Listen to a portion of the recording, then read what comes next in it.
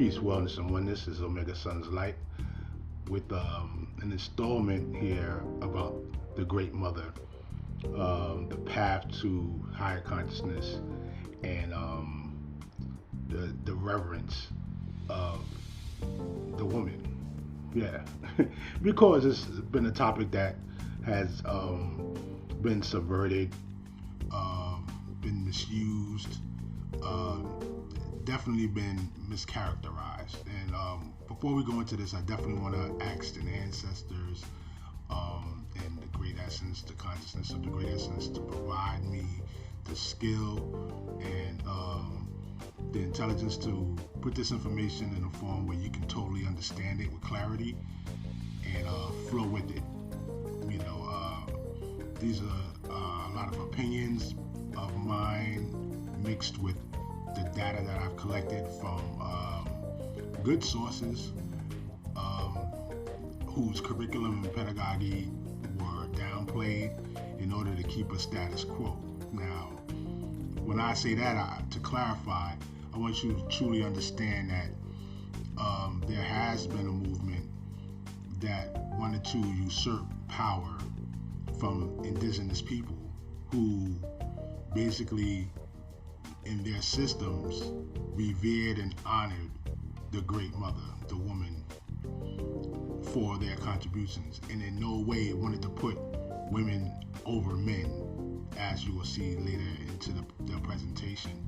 When we talk about matrilineal systems and egalitarian systems, it's basically a structure where people understood that, you know, all life started from the mother. And when we say that, we do not, like I said, downplay the position of what man does. You know what I'm saying? Well, I'm a man, so I could definitely infer to you that, you know, it's very important that we are responsible for our dieting, our chemistry, our mental health and well-being, our physical, emotional, spiritual awareness, you know. And when we couple with someone we want to couple with and bring someone else into the world, these things have to be addressed and understood. But when we also say the term Great Mother, we have to approach this concept without the post-colonization mindset or adopting misguided Eurocentric patriarchal setups, wordplay and definitions. And this is what, you know, buries a lot of how should I say it, resurgence of tradition, records of the past, any systems of antiquity, things of that nature, right? So let's put together some facts and then I'm gonna blend it in. Fact number one, you came through a mother. All of us came through a mother. We bear witness to this. There is no coming through a man. No coming through. You would say through his phallus, through his rod, to deliver a seed. But even in that man has a belly button. That means he was born from a mother. And going back and going back and going back.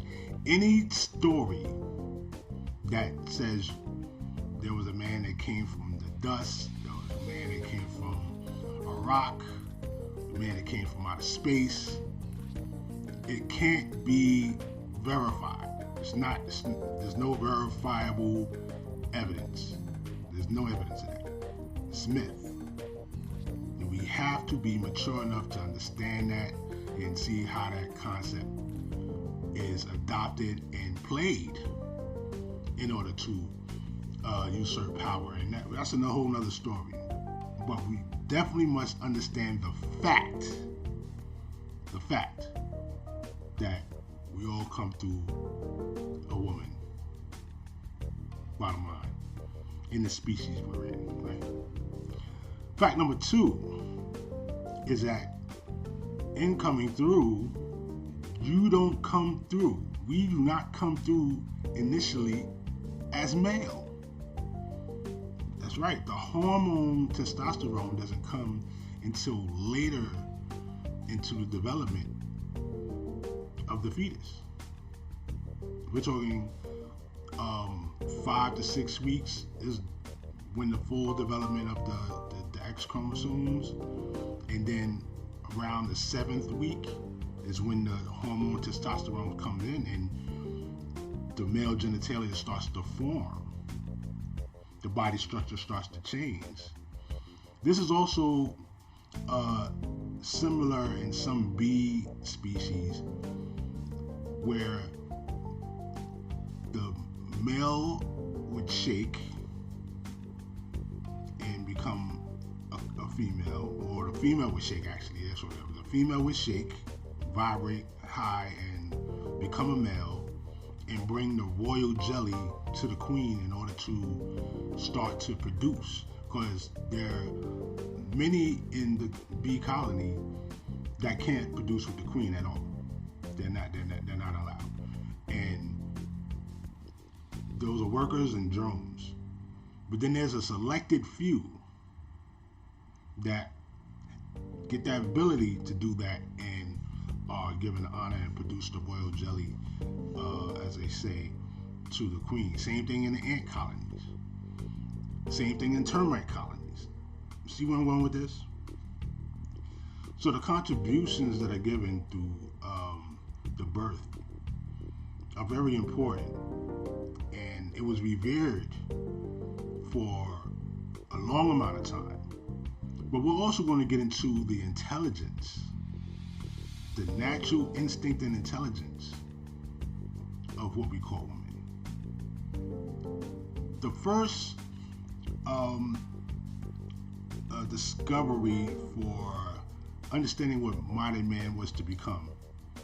You know, people would downplay evolution, even though there's a lot of data there that you can disseminate and look for yourself. You know, if you decide to go to a museum and talk to anthropologists and look into the field of anthropology, archaeology, and things of that nature, the more you get these tools and understand the information and even have the resources, you can develop a conclusion of your own. So we're only going to talk about what was given so far, and it's always up to you, the viewer, the researcher, the gatherer of such information, to disseminate what is real for you and what is not. But the body of data speaks volumes, because you can actually track it and investigate it, and that's very important. It makes things more practical than something that is unquantifiable. I hope you understand what I'm talking about with that. Something where we got to rely just on the word of others rather than be able to discern and disseminate what the data says.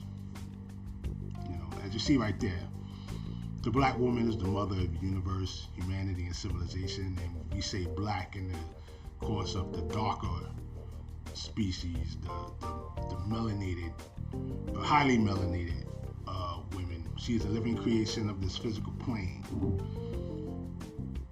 And we go back at least 3.5 million years to what was called the Australopithecine, going into the Homo habilis, Dankmesh. She is marbled, also known as Lucy, from the Leakey find in 1974. They used the term Lucy in the Sky with Diamonds. It was a popular song by the Beatles at that time. And what was important was that it was in East Africa, close to Ethiopia, where the idea was already there that, the original people or the original model for a modern man came from that area. Later down the road, of course, we find more fossils, and delving into more of the indigenous customs of people and groups, they always base their structure around the Great Mother, who would be basically the leader of the community, almost at a default, because everybody understood that most of the wisdom came from this woman. It came from her studies of understanding the previous generations, what to eat, what not to eat, how to cultivate, what to teach the children, which is very important, the qualifications of what their role would be in the community, because a mother knows what her child is capable of. Is he a warrior? Is he a diplomat? Is he a leader? Does he have the charisma? Does he have the integrity to fill that lane when it is a male child, right? So it's just logical and understandable that throughout the times, in every culture, this has happened. And it's ego, power tripping that keeps this capped in, and it denies us the true reverence of what the woman is in our lives, right? And like I said, nothing is known nothing was known before the crowning of you coming through into the earth, from the portal of the woman. You didn't know any religion. There were no words, but there was an instinct, and a sound was drawn forth, like Ma. The first time I heard Black Mama Universal or Black Mama Cosmos was from this woman right here, Sister Myra L., also known as Sister Myra Moss. And she said it on a lecture she was giving with a young man by the name of Sonetta. In early 90s, early to mid 90s, I seen this lecture. This is when he was doing a lot of things on DVD and in like the National Black Theater and places of that nature. And she just marveled me with that phrase. It said like everything was coming from the womb of the Black Mama Cosmos. And the mother's still a disciplinarian. The mother's still a nurturer. The mother's still a protector. Nobody protects like a mother if she's really in tune with herself. So, these are concepts, like I said, we have to understand without putting modern egoist thoughts and concepts, alien thoughts on these concepts that are actually natural. And going with that, there were also discoveries of the Ishango bone, which was very compelling because it listed kind of like a codified mathematical design tracking 29 days, the 29 days of the moon cycle in relation to the menstrual cycle of the woman. Here behind me you see the what they call the Venus of Willendorf, or the Hottentot Venus, which are one of the fertility dolls that were basically, this is like the prime model for a lot of fertility dolls that were actually found in Western Europe, Western Asia, continuing to Lithuania and Croatia and things of that nature. But this one in particular had the features of an Africoid woman, and the bosom is a very important symbol, as well as the hips, and as you see the coiled hair, and knowing that this represents all mothers and the nurturing of the community, the nurturing of the group in the system, and the hips are childbearing hips to produce for the future. Remember when I say do not use a post-colonization mindset. Be mature about this, because this can be studied, and then you properly put things in perspective. But going on to the Ishango bone, which is actually one of the first instruments used for calculation and understanding what mathematics was about, is very important. This was about 20,000 years ahead of its time. The Lubombo bone, which was found in Lubombo, Tanzania, also, and they both were structured on the femur of a baboon. The femur of a baboon is like the thigh bone from the knee to the hip, which is very interesting because it shows the connections between animal and man, how man were able to construct. When I say man, I mean man and woman. How the ingenuity of constructing a tool in order to track this down, the symbology of the baboon in ancient Kemet Nu or ancient Egypt, who represented Tahuti or Thoth, which was wisdom, and the other sign that he also had was the ibis bird. Both are, well, the baboon is a mimicker. It mimic its it'll mimic its like its opponent or some of the partners in this community. They congregate as a congress. That's what it's called. And these are new words. These are new terms. I understand. But we have to look at the connections that was given in antiquity. There you are, as you see behind me, the Lubombo bone. We're going to go back to the picture that we saw earlier, just a minute ago. But that was 43,000 years ago. The ingenuity and the development of the mindset to actually put this data down is very, very, very fascinating if you really want to get to it. And this is something that we see the women doing. It's totally. It's a natural instinct to want to find out about yourself if you're really in tune with nature and want to pass that information down to those that you feel can handle it and those who are equipped to push this forward. And that's why this reverence around the woman was paid throughout these different groups in totally spaced out areas.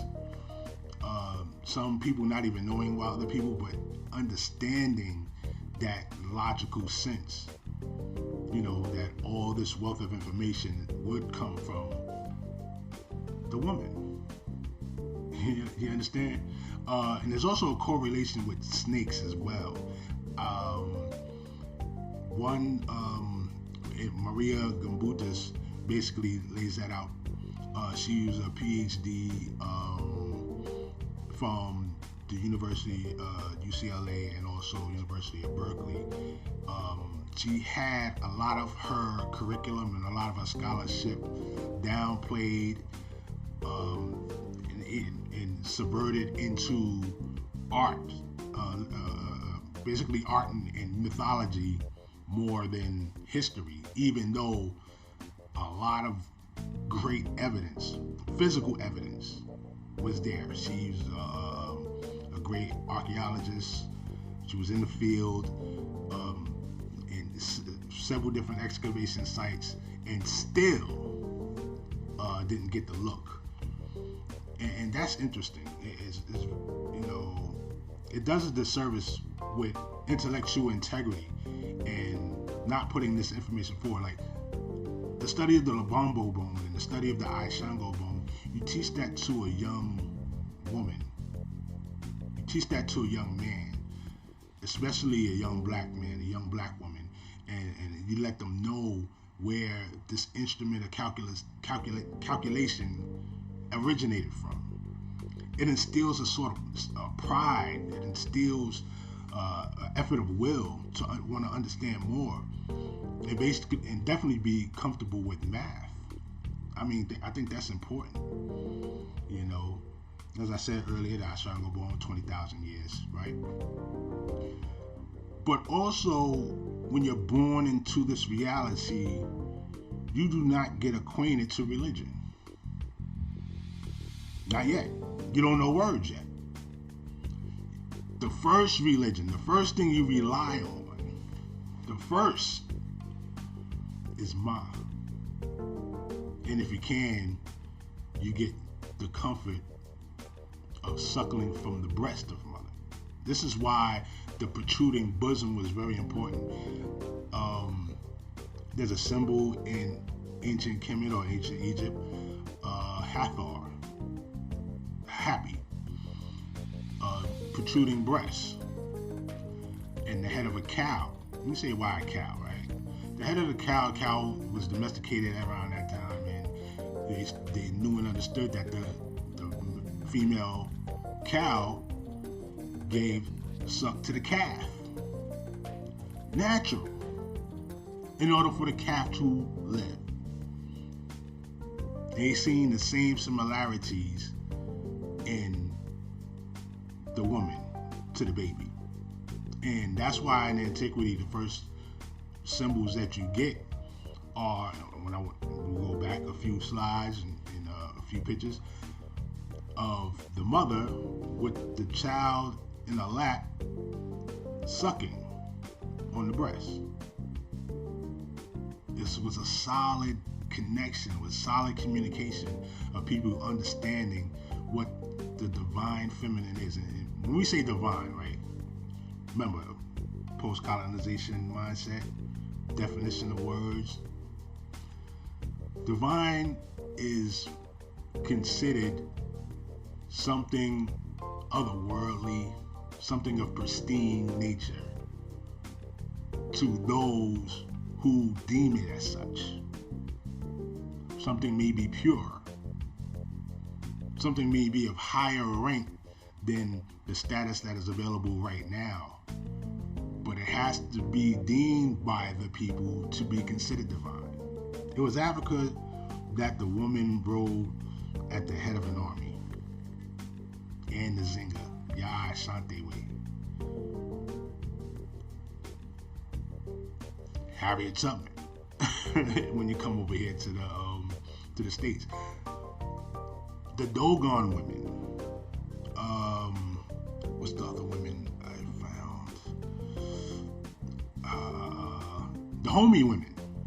The Homie women, which was considered like the first quote-unquote Amazon women, found in Africa. And this is very important. These are the bits of history, the reference points where you can empower a child, especially a young black woman child, to understand, what's inside of her and her force, her value, and why young men can develop a new respect and deal with things a little more wiser and approach with reverence and honor and respect to the mother of their seed, to the great mother that provides for nutrients in ourselves and our soul. You ever got home cooking from your grandmother? You ever got home cooking from your mother? Doesn't it do something to your soul, to your spirit? That's the connection. This stuff gets lost in translation because of the reach for power. And not to say that all men are barbaric and all we want to do is fight and cuss and basically impose will on people. This is a modern thing that's going on. There is a time of diplomacy.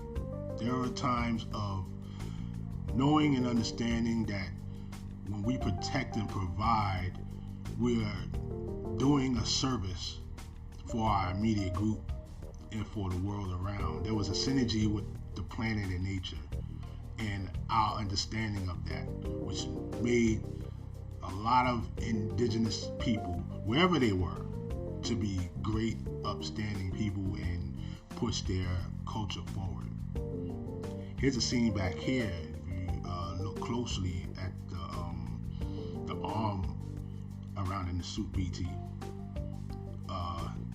His woman, his lady, is supporting him, helping him stand upright and erect. This is the power of a man that knows himself and the power of a woman that knows herself, and their understanding in relation to what we call divine or royal. Another term, royalty, is developed by those who know the higher consciousness in nature and are recognized as such. They understand the will of their people. They understand the great law, not just with their circle, but with the total picture, with the global connection, and how we must maintain a standard. They're a representation of the people and what they learned so far. So if you look into royalty now, you're looking at a representation of what they know and what they learned so far. And you can decide for yourself. But if you go back and you understand and research, or even get a glimpse, you can develop and see a different pattern that was taking place. And I would encourage you to try to use those breadcrumbs to track down where the transition actually took place. So when I say the Black Mama Cosmos or the Dark Mama Cosmos, because we'll go into the universe, about 95% of it is dark matter, and then the 5% is baryonic matter, the stuff that we see, the known universe. The 95% stuff that we don't know. It's almost like its own womb. What is to be birthed from that?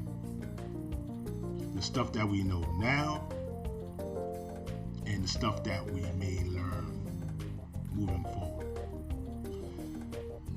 See, these records of the past being suppressed has done a disservice to all of humanity. It impedes the progress of the soul, because you can't quantify the soul, right? But you can quantify energy. The energy within self that recognizes itself as a specific form of consciousness. I know that I am, so I will be. But if that progress is impeded by those in different groups, the energy set forth gets dissipated.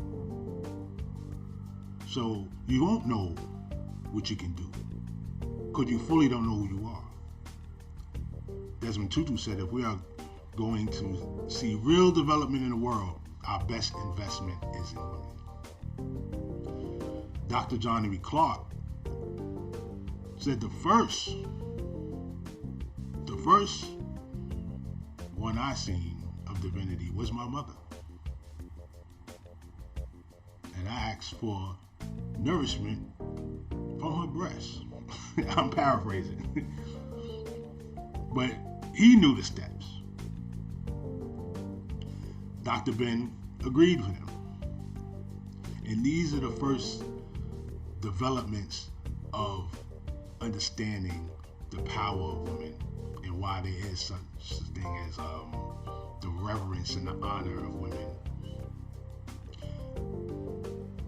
Going to say black woman is God, I think the word God is too ambiguous. And also people set a precedent and a standard that is otherworldly and unquantifiable, and a misnomer.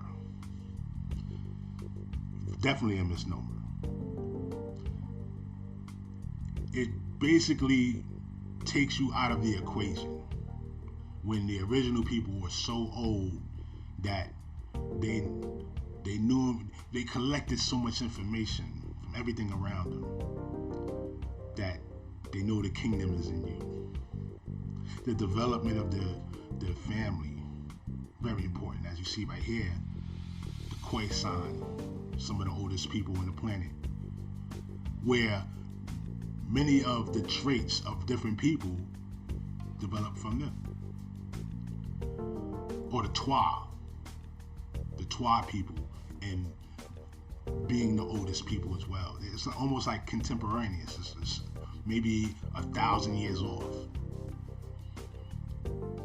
But you can find this information in places like John G. Jackson, The Introduction to African Civilization, Charles Finch, his book on the evolution of the Caucasoid, Ivan Van Sertima, African Presence in Early Europe, Dr. Ben's work, the book just ran across my head. Dr. Clark mentions this as well in a few papers in his work. Like I mentioned before, Maria Gimbutas in her work on the science of the goddess, fertility dolls. Reference points to help you understand and get a more logical look at why the woman should be revered, in particular the black woman. When you educate a man, you educate an individual. When you educate a woman, you educate a generation. Very important, very necessary for them to get information like this and put it into their wills, their efforts, into their minds, to develop new images and to challenge themselves in new ways, and also cultivate and develop that which is already naturally, instinctively in them. The kingdom is in you. When those words are so golden in that book, in the Bible, those words are so golden. It's a pathway.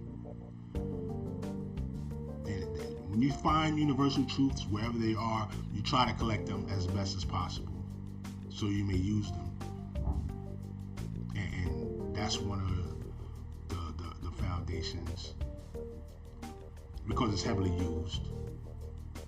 But at the end of the day, the first foundation is understanding what you have in front of you. Yeah, many of us have been broken because of colonization. May have been broken because of the nuances of the new systems that's available, new technology, power struggles, impeding of spiritual progress, not understanding the original cultures from which you come from, so you're in a new alien culture. But we can mend that back. We can rethread it just by studying bits of information that was given right here, as far as, you know, the different authors of works, looking for new reference points, and definitely going into the nature of self and what's natural around you. Talk to your great grandmother if you can, if you have one. If you have one, talk to your grandmother. Talk to your mother. Hopefully they have that wisdom of generations past. Then talk to your father, because that's definitely mother's baby. That's definitely mother's baby. But if you can, talk to the fathers, talk to the grandfathers, talk to the great-grandfathers. It's interesting, you'll see a paradigm of how there were women around them as they grew to protect them. If they had something of integrous value within them, if they have a vision that needed to be worked on and cultivated, there were women there to make sure he grew properly and was protected from the ills of the world. I kid you not. And I definitely learned that from experience. This doesn't put one over the other, but it definitely clarifies a structure that is natural in man. And honor and respect must be given to that wonderful, phenomenal woman, especially Black Mama Cosmos. Hey, this is Omega's son for the Wealth Chambers Experience. I thank you. I appreciate you.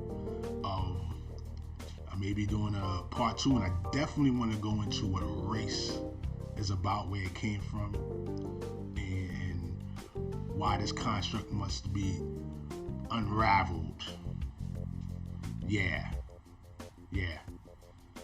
There's a war going on outside no man is safe from. Shouts to Prodigy. But the war is inside. And it's definitely with being, as they say, stunted in our spiritual growth. Spirit is energy. Energy is that will within you to make you go. It's like the gas in your car. So with that,